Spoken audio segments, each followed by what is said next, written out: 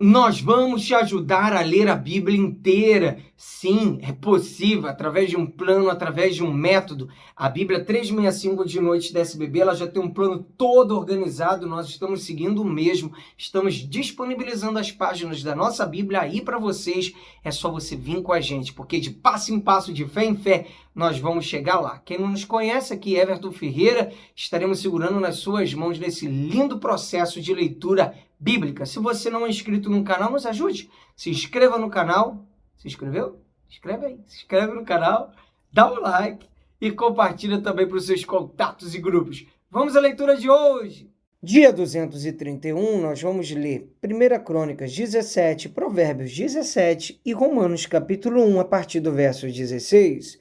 1 Crônicas 17. A aliança do Senhor com Davi.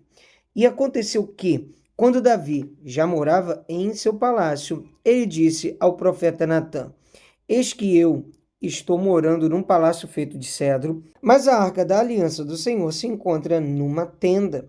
Então Natã disse a Davi: Faça tudo o que estiver em seu coração, porque Deus está com você. Porém, naquela mesma noite, a palavra de Deus veio a Natã dizendo: Vá e diga a Davi, meu servo. Assim diz o Senhor: Não será você quem edificará um templo para minha habitação. Desde o dia em que tirei Israel do Egito até o dia de hoje, não habitei em nenhum templo, mas tenho andado de tenda em tenda, de tabernáculo em tabernáculo, em todos os lugares que andei com todo Israel. Por acaso falei alguma palavra com algum dos seus juízes, a quem mandei apacentar o meu povo, dizendo: Por que vocês não construíram um templo de cedro para mim? Agora diga ao meu servo Davi: Assim diz o Senhor dos Exércitos: Eu tirei você das pastagens e do trabalho de andar atrás das ovelhas, para que você fosse príncipe sobre o meu povo de Israel. Estive com você por onde quer que você andou e eliminei todos os seus inimigos diante de você. Engrandecerei o seu nome como só os grandes têm na terra. Prepararei um lugar para o meu povo de Israel e o plantarei para que habite no seu lugar e não seja mais perturbado, e jamais os filhos da perversidade o afligirão, como no passado, desde os dias em que mandei que houvesse juízes sobre o meu povo de Israel. Subjugarei todos os seus inimigos. Também lhe faço saber que o Senhor fará uma casa para você. Quando se cumprirem os seus dias e você for para junto de seus pais, então farei surgir depois de você o seu descendente, um dos seus filhos, e estabelecerei o reino dele. Ele edificará um templo para mim, e eu estabelecerei para sempre o trono dele. Eu lhe serei por pai, e ele me será por filho. Não tirarei dele a minha misericórdia, como a retirei daquele que foi rei antes de você. Mas eu o confirmarei na minha casa e no meu reino para sempre, e o trono dele será estabelecido para sempre. Segundo todas estas palavras e conforme toda esta visão, assim Natã falou com Davi. Oração de agradecimento de Davi. Então o rei Davi se pôs diante do Senhor e disse: Quem sou eu, Senhor Deus? E qual é a minha casa para que me tenhas trazido até aqui? E como se isso fosse pouco aos teus olhos, ó Deus, também falaste a respeito da casa de teu servo para tempos distantes e me trataste como se eu fosse um homem ilustre, ó Senhor Deus. Que mais ainda te poderá dizer, Davi, a respeito das honras feitas a teu servo? Pois tu conheces bem o teu servo, ó Senhor, por amor de teu servo e segundo o teu coração fizeste toda esta grandeza para tomar conhecidas todas estas grandes coisas. Senhor, não há ninguém semelhante a ti e não há outro Deus além de ti, segundo tudo o que nós mesmos temos ouvido. Quem há como o teu povo de Israel, gente única na terra, a quem Deus foi resgatar para ser o seu povo, fazendo para ti mesmo um nome, que estas grandes e tremendas coisas, desterrando as nações de diante do teu povo, que resgataste do Egito, estabeleceste o teu povo de Israel por teu povo para sempre. E tu, ó Senhor, te fizeste o seu Deus. E agora, Senhor, quanto a esta palavra que disseste a respeito de teu servo e a respeito da sua casa, seja estabelecida para sempre. E faze como falaste, seja estabelecido e para sempre engrandecido o teu nome, e que se diga: o Senhor dos exércitos, o Deus de Israel, é Deus para Israel.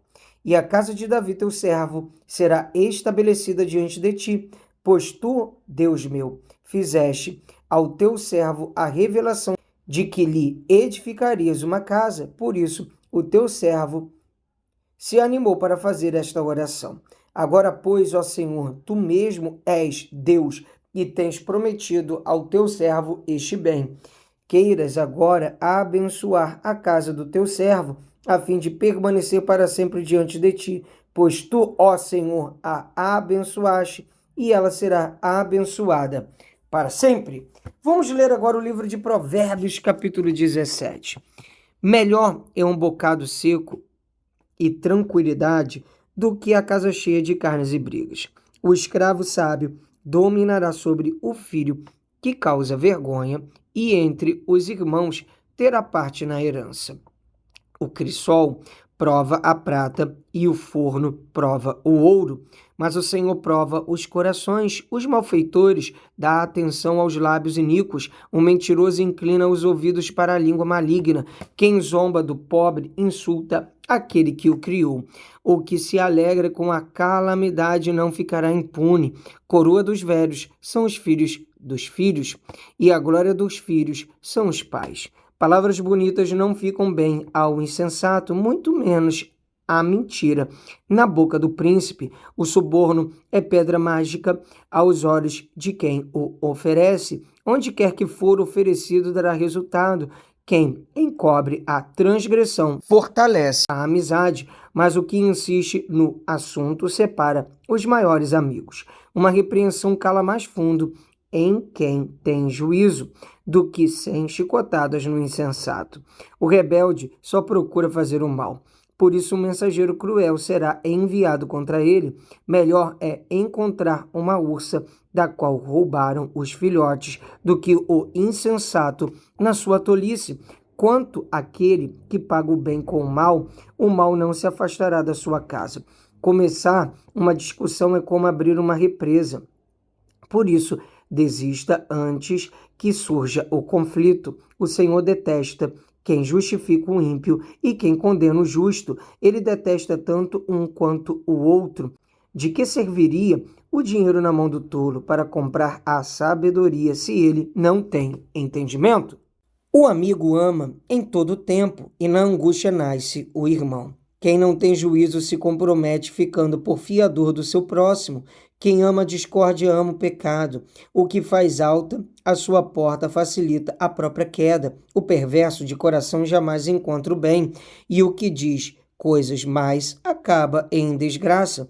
Quem gera um tolo faz isso para a sua própria tristeza. O pai do insensato não terá alegria. O coração alegre é bom remédio, mas o espírito abatido faz secar os ossos.